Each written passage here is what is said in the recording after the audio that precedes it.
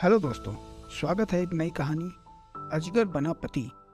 त्रिपुरा के पहाड़ी परिवेश में दो सुंदर बहनें रहती थी। उनके बचपन में ही उनकी माता का स्वर्गवास हो गया। उनके पिता पुरोहित थे। उन्होंने पत्नी की मृत्यु के बाद दूसरा विवाह नहीं किया। उन्हें डर था कि सौतेली माँ अपनी पुत्रियों का लालन पालन ठीक ढंग से नहीं कर पाएगी। पिता के स्नेह दुलार में पुत्रियां पली बढ़ी। पुरोहित की कमाई बहुत कम थी। वो झूम खेती के द्वारा आजीविका कमाता था। उसकी पुत्रियां भी पिता की परेशानी समझती थी, अतः वे अपने पिता से अनुचित मांग नहीं करती थी। वर्षा ऋतु में उनके कष्ट और भी बढ़ जाते। कई वर्षों से मकान की मरम्मत नहीं हो पाई थी, अतः बरसात का पानी घर में घुस जाता। यूं तो उनका घर ऊंचाई पर बना था, किंतु पानी वहां भी पहुंच जाता। एक दिन दोनों बहनें खेत से थककर लौटी। पूरे घर में पानी भरा हुआ था। छोटी बहन के मुंह से आह निकली। वो तड़प कर बोली, दीदी अब हम क्या करें? ठहरो, देखती हूँ, शायद कुछ माय दूल पड़ा होगा, अभी उसे खाकर ही भूख मिटाते हैं, कहकर बड़ी बहन ने सांत्वना दी। बड़ी बहन ने थैला टटोला, किंतु खाने को कुछ नहीं मिला। सब कुछ बरसात के पानी में भीगकर खराब हो गया था। उसकी आंखों में आंसू आ गए। छोटी बहन का दुख हुआ सह न सकी। उसने प्रतिज्ञा की कि मैं उसी को अपना पति मानूंगी जो मेरे घर को संवार देगा। जिस तरह सबसे कष्ट दूर होते हैं, उसी तरह वह दुख भरी रात्रि भी बीत गई। अगले दिन जब दोनों बहनें घर लौटी तो घर की काया पलट देखकर दंग रह गई। सारे घर की मरम्मत की गई थी तथा खाने पीने का सारा सामान भी मौजूद था। इतनी खाने पीने की चीजें उन्होंने पहले कभी नहीं देखी थी। पुरोहित ने भी घर का परिवर्तन देखा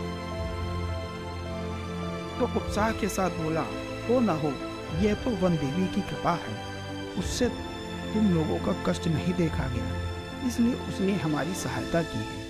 पिता तो भरपेट खाकर सो गए, किंतु बड़ी बहन उनके अनुमान से संतुष्ट न थी। वो चांदनी रात में बाहर आकर खड़ी हो गई। तभी उसकी नजर एक विशालकाय अजगर पर पड़ी। वह अजगर उनके घर से निकलकर जा रहा था। बड़ी बहन ने उसी क्षण निर्णय ले लिया कि वो अजगर को ही अपना पति मानेगी। उसे पूरा विश्वास था कि उनके घर की दशा संवारने में अजगर का ही हाथ है। छोटी बहन के लाख समझाने पर भी वह अकेले खाना खाने नहीं बैठती। तब हार कर छोटी बहन ने अपने जीजा जी को पुकारा, जीजा जी खाना खाने आइए। ये आवाज सुनते ही अजगर घर में आ पहुंचा। दोनों बहनें उसके विशाल स्वरूप से घबरा गईं, किंतु वो शांत से भोजन करके लौट गया। यह क्रम काफी समय तक चलता रहा। एक दिन पुरोहित को पता चला तो वह आग बबूला हो उठा। उसकी सुंदरी पुत्री एक अजगर को पति माने, यह उसे स्वीकार न था। जब बड़ी बेटी खेत पर गई तो उसने छोटी बेटी से कहा, तुम रोज जिस तरह जीजा को पुकारो। छोटी ने समझा कि शायद उससे मिलना चाहते हैं। उसने फिर अजगर को हाँक लगाई।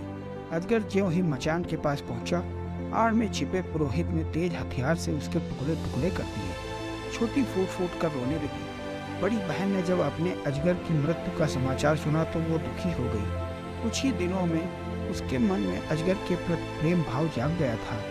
उससे वियोग की कल्पना से वो भयभीत हो उठी। बिना एक शब्द कहे वह नदी की ओर चल दी। छोटी बहन भी उसके पीछे चल दी। बड़ी ने आंखें बंद की और रोती रोती नदी के पानी में उतरती चली गई। बेचारी छोटी उसे पुकारती रही, मत जाओ दीदी, मत जाओ दीदी। बड़ी बहन ज्यों ही नदी में उतरी तो सीधे एक राजभवन में पहुंच गई। जल के नीचे इतना सुंदर महल देखकर वह दंग रह गई। प्रवेश द्वार पर उसका अजगर पति स्वागत के लिए खड़ा था। उसके बाद वह वहीं सुखपूर्वक रहने लगी।